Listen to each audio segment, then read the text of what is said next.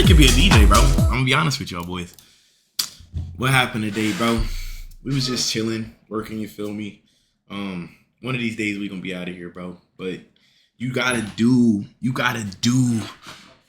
do certain things in life to get to where you want to go, you feel me? Like, it's all a part of the plan, learning different things, and then elevate off those different things to then reach your certain goals, you feel me? But we ain't gonna be doing this forever, bro. But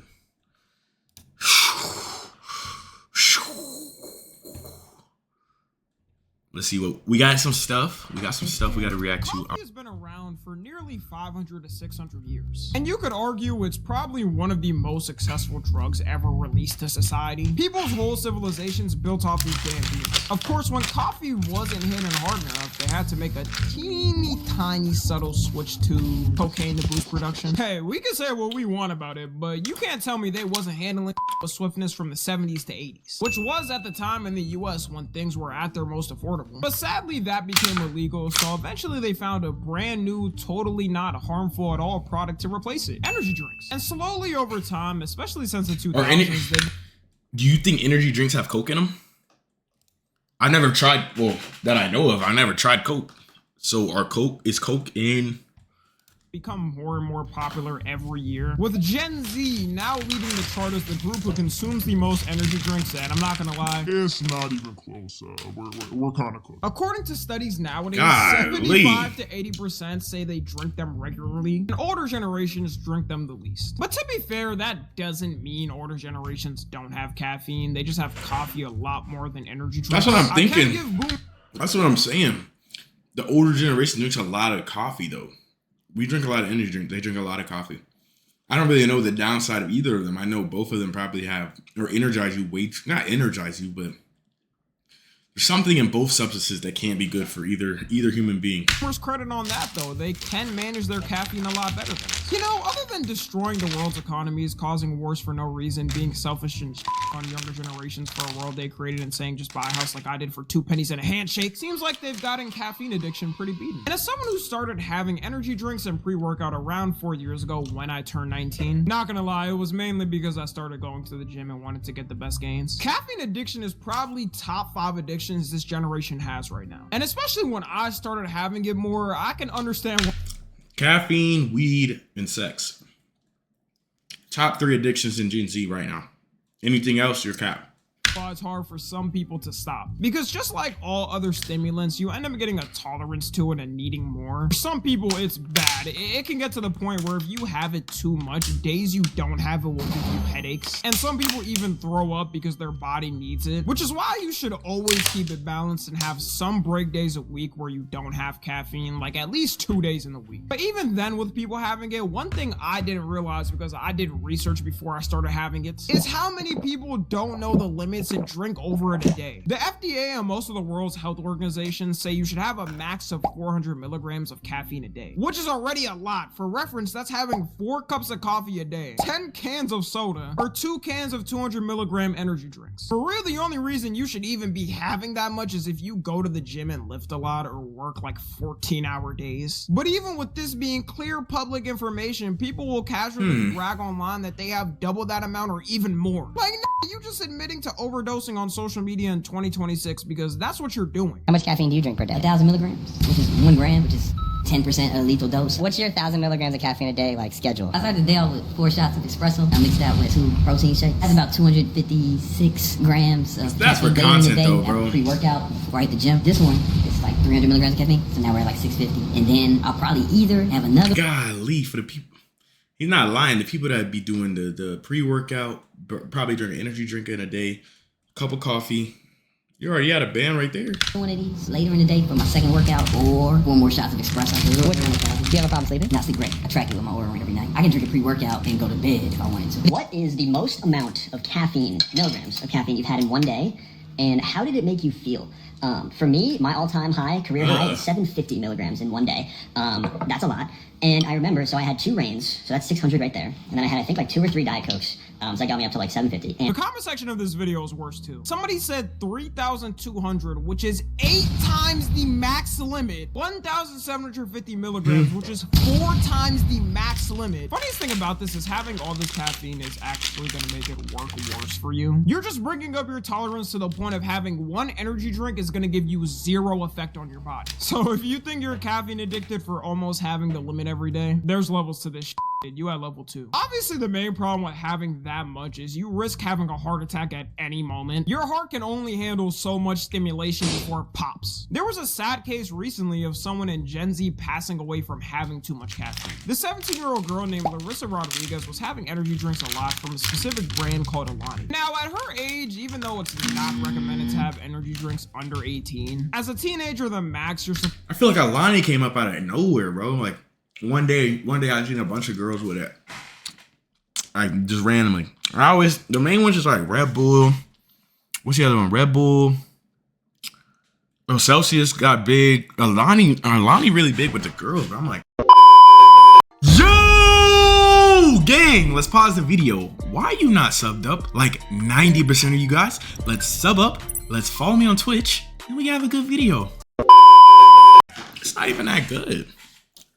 to have if you do is 100 milligrams a day. And the Alani has 200 milligrams, so we're already starting off bad. On October 20th, 2025, she sadly passed away from a heart attack after having them. Although it's not exactly confirmed how many she was having a day, people are speculating it was way more than the limit because you don't pass away at that age without really putting pressure on your body. You saw that TikTok comment section. No, because kids be, bro. That probably was the only thing she was drinking, bro. I've seen so many people just, like their mom will go to the store and get them a pack of it. They'll drink 4 or 5 throughout the day. What was that? That's a band right there. She had to have been drinking like 10. 10 had to have been. There was admitting to having absurd amounts. Had to have been drinking 10. The biggest thing going around was that she was having 6 of them a day, which would be 1,200 milligrams a day. 3 times the daily limit, by the way, for an adult. And if that's really true, it's so crazy how people... As a parent, though, I don't want to blame them for anything, but you enabled that action. Which, obviously, I don't want to hear that now, but like... Don't check the limits of anymore. The fact that no one in her life told her she has to stop having that much because it's gonna make her die faster is crazy. If I had 1,200 milligrams of caffeine a day, I'd probably be able to run around the whole world 3 times and still be good. For her body, she definitely got used to it, which is the problem. And now her family's trying to sue the company, saying they didn't have enough warnings about excess caffeine use, even though it says it right on the can. Or you could search up the health facts online and instantly know the limits. Rest in peace to her, obviously. Tragic death, but this lawsuit is not gonna go anywhere. This will be the equivalent of someone who died from alcohol poisoning suing the beer company for giving them that much alcohol. Also, what the f were the parents doing? They should have especially asked her about her energy drink habits. They enabled it. They were buying them. To this day, still gets on my ass for having any type of caffeine, and I'm not gonna lie, she's right. Low-key, in general, no one should be having caffeine preferably. The tolerance comes up no matter what, even if you drink coffee. But if you are gonna be drinking it like most people in the world do, you should at least be hitting the limit max and not going higher than it. It also doesn't help that energy drinks have turned into a hobby for people. Like, why does everything have to be a hobby, man? TikTok has ruined doing any type of thing. You have people show off their collections of energy drinks like they're a car collector. They can point out every single chemical compound in each drink like they're Walter White. Golly.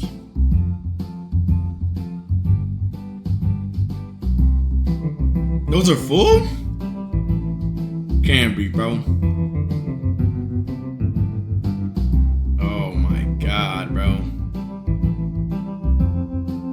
This is an expensive hobby. I don't know how they're getting all these different types of cans. Okay, well, not expensive like being a car collector, but a 12-pack energy drink is usually like 30 bucks, so it adds up. The closer you are to them, the more you're gonna want to drink it. So it's probably not the best idea if you already take a lot of caffeine now to stack up on it. Energy drinks gonna be calm. That's gotta be just for the video, though. If they're drinking that many, bro, how do I tell you, King?